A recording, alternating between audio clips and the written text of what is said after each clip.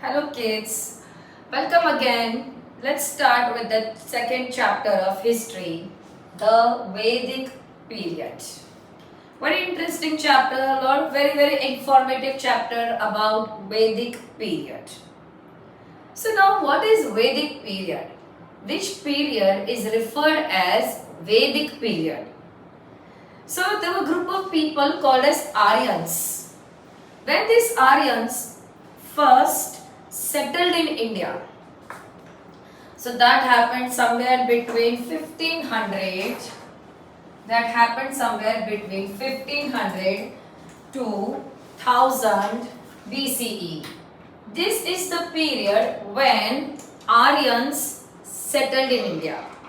Okay, Aryans first settled in India, and that period is called as early Vedic period. Early Vedic period. The extent is from 1500 BCE to 1000 BCE. Now, between 1000 and 500 BCE, between this period, what happened is people started using iron. Which metal they started using? Iron. Then with the use of iron, lot of tools were made. With the help of those tools and all, of course the life of Aryans became better. Now these Aryans group of people, they started following the course of river Yamuna and Ganga. Okay, they were following the course of river Yamuna and Ganga. And they all then slowly, they all, with the help of the iron tools, whatever forests were there around Yamuna, whatever forests were there around Ganga, they began to clear them and they began to settle down in that region. And that period came to be called as later Vedic period. So which is early Vedic period? The period between 1500 BCE to 1000 BCE is called as early Vedic period. This is the period when Aryans first settled in India. And then iron was used. Aryans began to follow the course of two rivers. Which two rivers? Ganga and Yamuna. They had lot of iron tools. With the help of iron tools, they began to clear the forest. Okay, they started moving towards east, towards southeast. In fact, you know what kids? During early Vedic period, these Aryans were nomadic. Okay, they were nomadic in nature. They were not settled at one place. They were wanderer. They used to move from one place to another. But with the help of iron tools, when they began to clear the forest around Ganga, when they began to clear the forest around Yamuna, they began to have a clear patch where they began to settle down. Now they lived a very settled life. Now they were no more nomadic in nature. And that period is called as later Vedic period. So when Aryans first settled in India, early Vedic period. When Aryans followed the course of river Ganga Yamuna, cleared the forest, from nomadic they started living a settled life, later Vedic period. Now, as I have told earlier also all of you, to know about history, always we need two type of sources. Yes, literary and archaeological sources. With respect to Vedic period, we have both the sources. But do you know what? We have lots of literary sources. Lot of literature is available belonging to that period that gives us lot of information about Vedic period. In fact, all the Vedic books, all the Vedic text, you can divide into two categories. The text which belongs to early Vedic period and the text which belongs to later Vedic period. So there are a lot of Vedic books, some of them belong to early Vedic period, some of them belong to later Vedic period. So Vedic text can be categorized into two, early Vedic, later Vedic. Now, When I talk about early Vedic, there is only one book which belongs to early Vedic, and that is Rig Veda. So we have early Vedic mein we have Rig Veda. Rig Veda is a text, is a book which belongs to early Vedic period. But Samaveda, Atharva Veda, Yajur Veda, then the remaining Vedas, then the branches of the Vedas, like the sub-books, okay, Brahmanas, Aranyakas, Upanishad, all that belong to later Vedic period. All that belong to later Vedic period, and these books gives us detailed information about the Aryans of that time. Very, very detailed information you will get to know when you will read this book. Vedic literature, whether it is early Vedic or it is later Vedic books, every Vedic book is divided into two parts. The first part will be called as Smriti and the second part will be called as Shruti. Smriti and Shruti. Every Vedic literature will have two parts, Shruti and Smriti. So it is believed that at that time, sages were revealed lot of information, were revealed lot of knowledge by God Himself. So whatever was revealed by God to the sages, okay, the sages used to do a lot of tapasya, a lot of, you must have read somewhere in the books, and that time God would come and God would give a lot of knowledge to people. So whatever was revealed to sages by God Himself is called as, that particular part is called as Shruti. But then later on, many of the rishis, so basically, you know what, God would reveal to the sages, then sages would pass that information which has been told to them, which has been revealed to them by God. Sages would pass that information orally from one generation to another generation. So that is called as Shruti. But there were some books which were composed by rishis, by the rishi munis of that time. They had composed a lot of books. According to their understanding, according to their knowledge, they composed a lot of books. And that is called as Smriti. So what was revealed by God to sages, Shruti. What was composed by rishis is called as Smriti. Revealed to sages by God, Shruti. Composed by rishis, Smriti. Remember the difference between these two. So today we are going to talk about Vedas. So let me tell you one thing, the Vedas has been derived from, the Vedic literature has been derived from the word Vid, from the word Veda, and Veda has been derived from the Sanskrit word Vid. Vid means knowledge. Veda means storehouse of knowledge. So Vedic literature has been derived from the word Veda. Veda means Vid. Veda has been derived from the Sanskrit word Vid. Vid means knowledge. Vedas are storehouse of knowledge. All this Vedic literature is written in Sanskrit language. In which language? Sanskrit. Okay. Again I am repeating, all the word Veda. The word Veda has been derived from a Sanskrit word Vid. Vid means knowledge. And Veda means storehouse of knowledge. So let us talk about the first Veda which belongs to early Vedic period. Yes, Rig Veda. Rig Veda is the oldest religious text in the world. Very important to remember this point. It is the oldest religious text in the world. That is why it is called as First Testament of the mankind. What is another name for Rig Veda? First Testament of mankind. What is another name for Rig Veda? First Testament of mankind. Why it is called as First Testament of mankind? Because it is the oldest religious text. It is the oldest religious text.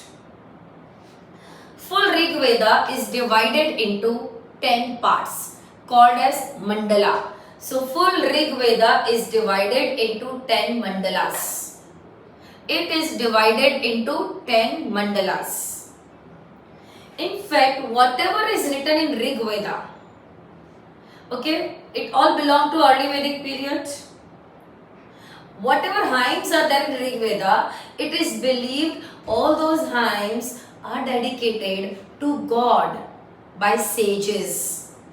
All the hymns which are part of Rig Veda are dedicated to God by sages. Whatever is there in it, it is all passed on orally by teacher to their disciples. Teacher would pass whatever is written in Rig Veda, teacher would pass that information orally. Teacher would pass that information orally from teacher to disciple. That information was passed orally. From teacher to disciple, that information was passed orally. Now, Rig Veda में जो भी लिखा है, let me tell you one thing, it is a very authentic source of knowledge. It is very authentic source of knowledge. In fact, much of the Indian philosophy, lot of Indian philosophy is based on Rig Veda. Yes. This book contains the famous Gayatri Mandal. Gayatri Mantra, sorry. You must have heard about Gayatri Mantra. Om Bhur Bhuvasvaha Tat Savitur Varenyam Bhargo Devasya Dhimahi Dhiyo Yo Na Prachodaya. It's a part of Rig Veda. It is Gayatri Mantra. बहुत से लोगों ने अपने घर पे रोज सुबह सुना होगा, right? Gayatri Mantra is a part of Rig Veda. Do you know this book is, in fact, this book is religious in nature, but it gives us a lot of information. UNESCO has declared this book as among the list of the literature of World Human Heritage. So let's repeat again Rig Veda. First, Rig Veda is the oldest religious text. That is why it is called as First Testament of mankind. Correct. It is divided into 10 mandalas. Everything written in it belongs to early Vedic period.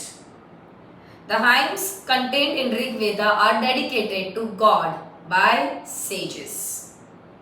All the hymns which are part of Rig Veda are passed on orally by teacher to their disciple. Rig Veda is very authentic source of knowledge. In fact, lot of Indian philosophy is based on Rig Veda. It contains famous Gayatri Mantra. It has been declared by UNESCO in the list of literature which are part of World Human Heritage. So that is your first Veda called as Rig Veda. Now let us talk about the other three Vedas which don't belong to early Vedic period, they belong to later Vedic period. So the second Veda we are going to talk about is Sama Veda. The Sama Veda. Sama Veda. Sama means sweet song, melody. Sama means sweet song, melody. Okay, in this there are a lot of hymns which have been borrowed from Rig Veda. Lot of hymns which are part of Sama Veda have been borrowed from Rig Veda. The hymns which are part of Sama Veda are supposed to be chanted, are supposed to be sung at the time of sacrifice. So whatever sacrifices were performed by priests at that time, they used to conduct lot of sacrifices. Priests would conduct lot of sacrifices, and at that time they were supposed to chant They were supposed to sing some of the hymns, and all those hymns are part of Samaveda. Sama means sweet song or melody. Sama means sweet song or melody. The hymns are supposed to be chanted at the time of sacrifices which were made by priest. And don't forget, lot of hymns of Samaveda has been borrowed from, yes, Rig Veda. Then we are going to talk about the third Veda, which is Yajur Veda. Yajur Veda. So people would perform lot of yagna. We all perform till date lot of yagna. In Hindu religion system, there is a system of conducting yagna. Correct? So at the time of yagna, lot of hymns are repeatedly chanted. Continuously, repeatedly, lot of hymns are chanted. So whatever hymns are chanted at the time of yagna, they all are part of Yajur Veda. So Yajur Veda contain hymns which are supposed to be sung at the time of yagna. In fact, Yajur Veda is found in two recessions, black and white. Black is called as Krishna Yajur Veda and white is called as Shukla Yajur Veda. I'll repeat again, Yajur Veda is found in two recessions, black and white. Black is called as Krishna Yajur Veda and white is called as Shukla Yajur Veda. In fact, whatever rituals were performed publicly, whatever rituals were performed individually, they all are part of Yajur Veda. Yajur Veda will explain what rituals were performed individually, what rituals were performed publicly. The hymns in this Veda throw light on the social and religious life of the people. When you will read Yajur Veda, you will get to know how the social life of the people was, how the religious life of the people was. It will give you a lot of information about the social and the religious life of people at that time. And that is Yajur Veda. And then last we have Atharva Veda. Atharva Veda.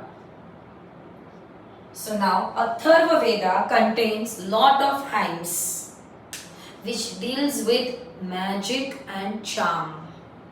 But before I go ahead, let me tell you one thing. Lot of hymns of Atharva Veda also have been borrowed from Rig Veda.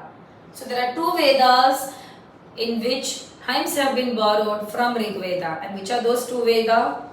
Samaveda and Atharva Veda.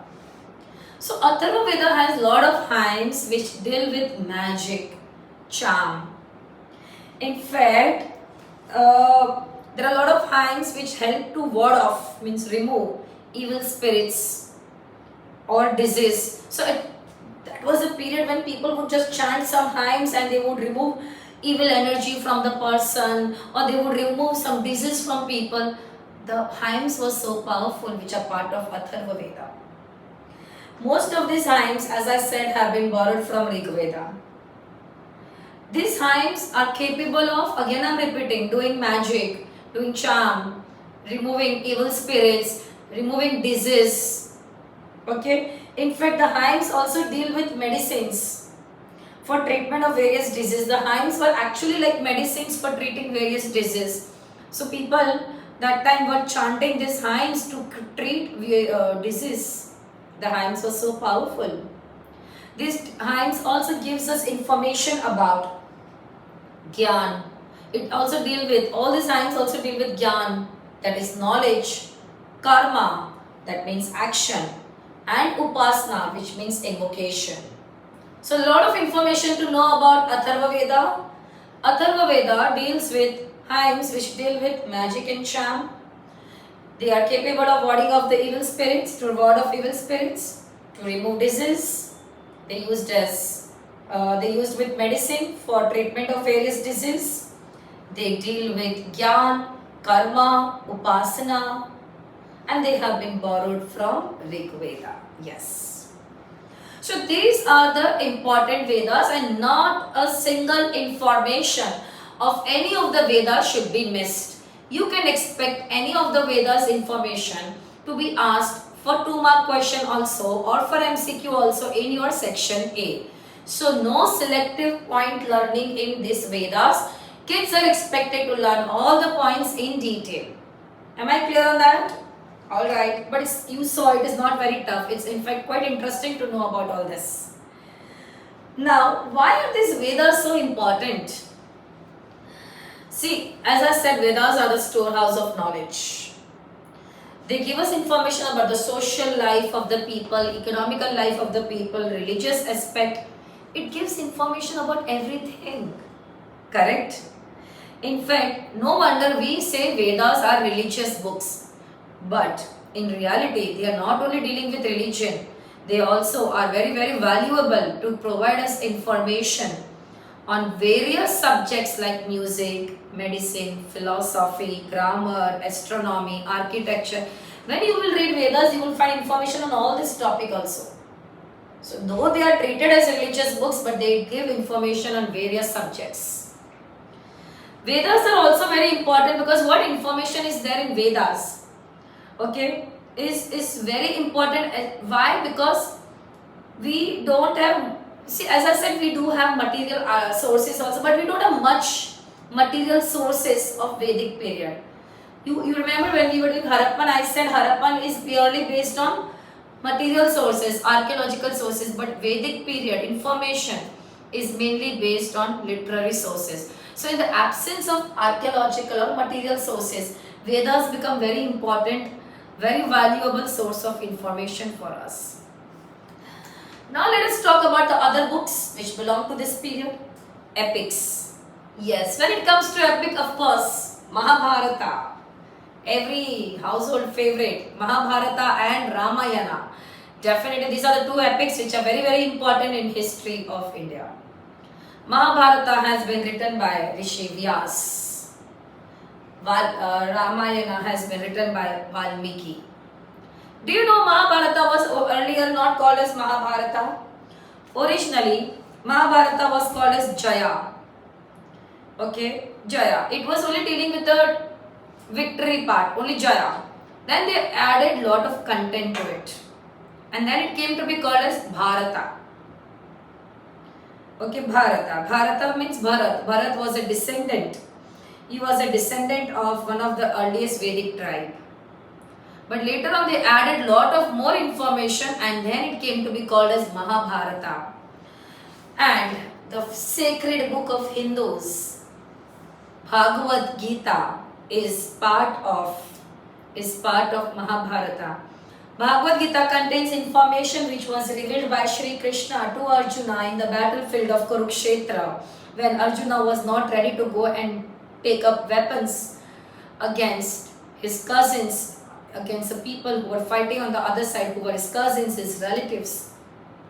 At that time, what knowledge was given by Shri Krishna to Arjuna in the battlefield of Kurukshetra is all part of Bhagavad Gita.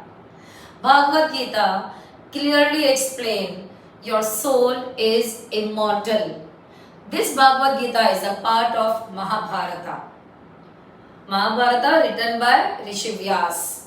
Valmiki has written Ramayana, which is a story of, yes, Rama and Krishna. Rama, who was son of King Dashrath. Rama, who was son of King Dashrath, who was the ruler of Ayodhya. Okay, Dashrath had 3 wives. Rama was the son of the eldest wife. Rama was married to Sita. But then how later on Rama had to leave his kingdom, go to exile for 14 years just to keep up the promise of his father.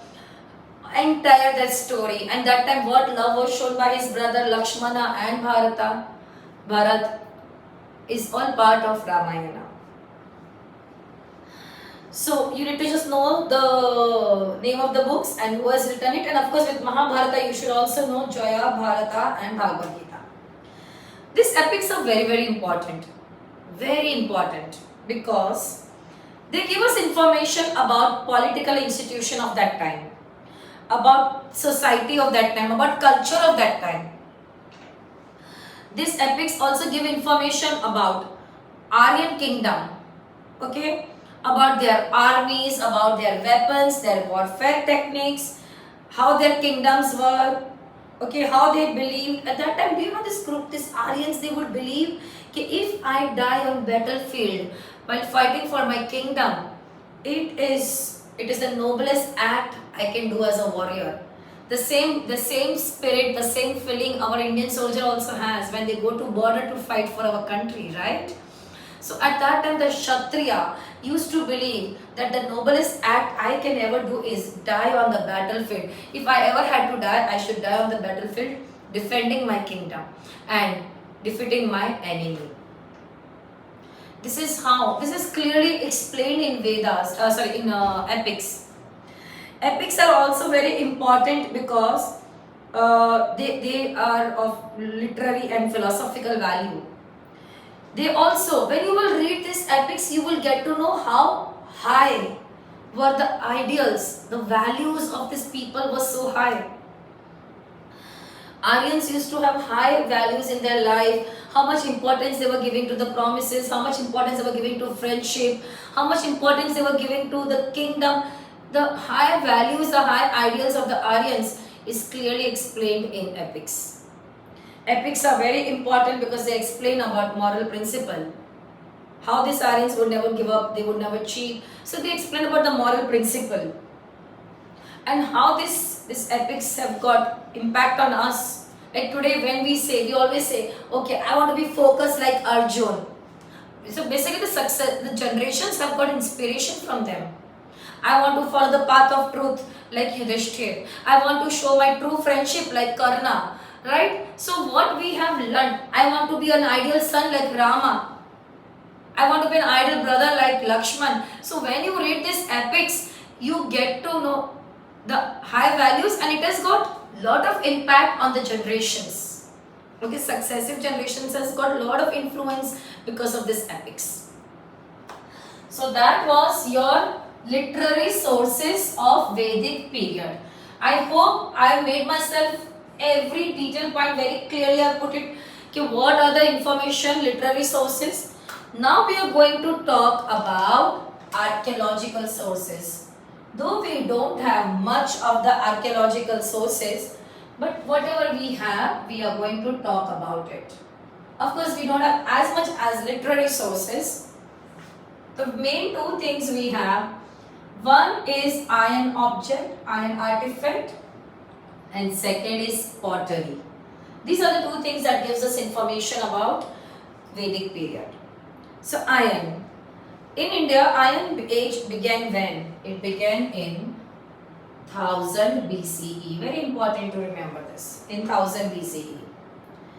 It is believed that the Rig Vedic period, the Rig Vedic people knew about a metal called as ayas, which was either copper or bronze. Okay, when we read the books, we got to know that Rig Vedic people knew a metal which was called as ayas. They would call that metal as ayas. Now, ayas was either copper or bronze. Okay, then came later Vedic period.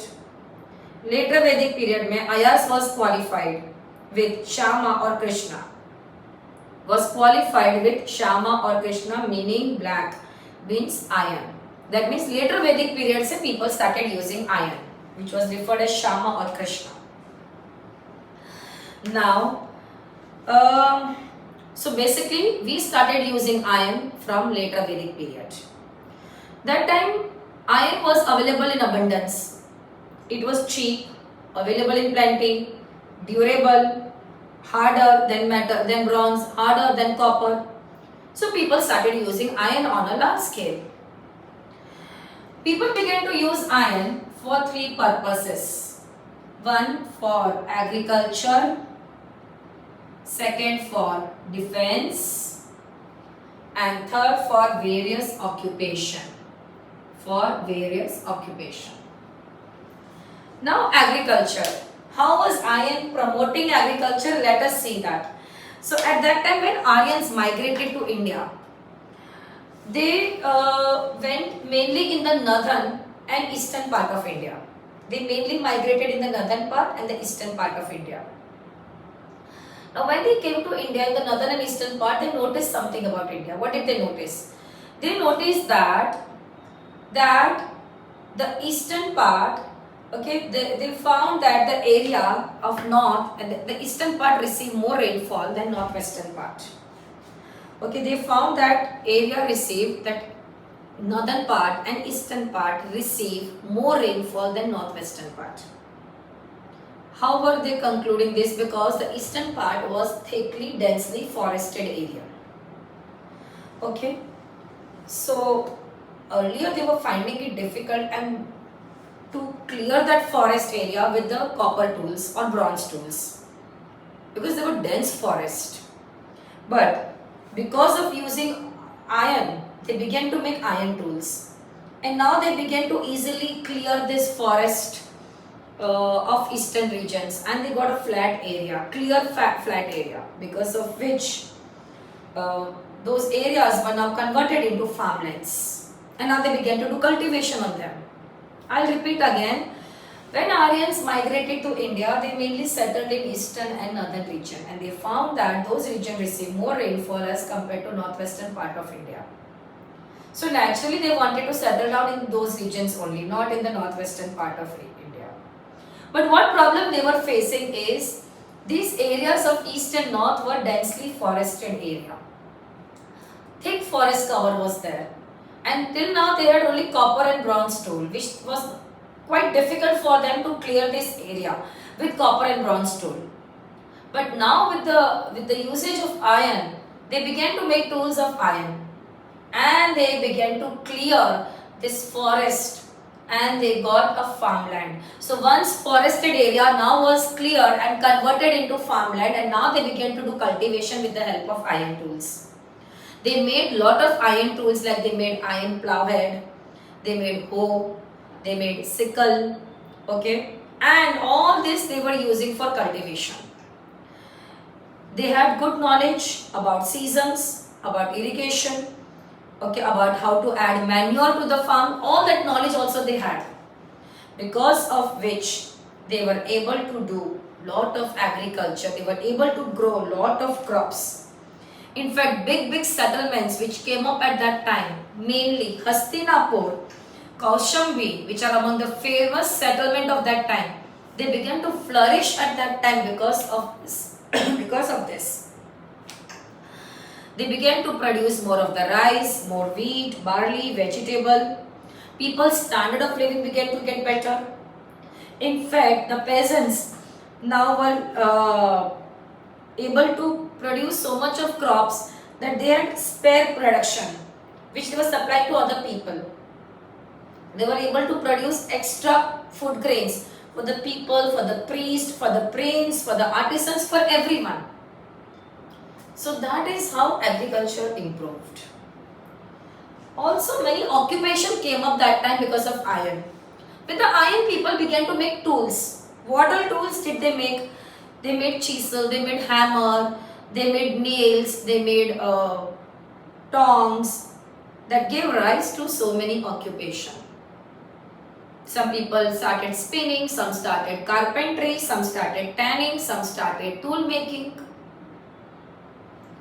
Then defense. In fact, that time iron was durable, easily available. People began to make weapons with iron. Sword, armor, shield, and that was used for defense. So this is how iron was used at that time. Am I clear with this? Very good. Let's talk about pottery. At that time there were three main pottery. Two main, but third is there but not so much. Greyware, painted greyware, northern black polished ware. Greyware. Greyware, painted greyware. These are the two potteries which has been discovered at that time. In the different places in India, their pots have been discovered, like Punjab, Haryana. It is believed that what pots we have found in Punjab and Haryana belong to Vedic period. The important places where we have found the pots are Bhagwanpura, that is Kurukshetra, where the battlefield Mahabharata Yuddha happened. Daderi, which is in Ludhiana. Katapalan, and Nagar. These all places are the sites where we have found pots belonging to early Vedic period. This, why are we so sure that it is early Vedic period? Because when we read Rig Veda has given description about some of the pots. And what has been mentioned in Rig Veda and the pots which we have found from these sites are similar. That means these pots belong to Rig Vedic period. In Ganga Yamuna area, in Ganga Yamuna Doab region, we have found some of the earliest iron objects. They are associated with painted graveware. Okay, painted graveware culture mainly correspond to later Vedic period. Okay, belongs to later Vedic period. How was the pottery? So the pottery was very fine, the clay was very fine, very smooth, very fine, smooth, even colored pottery. It was even colored. It was even colored pottery, fine, smooth. It was well worked, means very well made. It was it was of high quality clay. The clay they had used was of very high quality. Okay, every pot used to have some geometrical design. Okay, the geometrical design or some floral pattern or some sun symbol. Okay, the pottery were open mouthed. They were quite open mouthed like this. Big mouth, like open mouth. There used to be some floral pattern or some geometrical pattern or the sun symbol. This is what the painting was done with. So the pots were basically painted in grey or black like, and on that painted in black, and on that this floral pattern or geometrical pattern or sun symbols were made. You need to know the characteristics very well of painted graveware. Fine, even colored, well worked, high quality clay, smooth, open mouth, colored in black, and sun symbols or floral pattern or geometrical patterns painted on it. But let me tell you one thing, northern black polished ware, it is believed, and when we read the books also we got to know that this pottery was of course better than painted graveware, but they were used by those group of people who dominated the economy at that time. Basically it was used by high class people.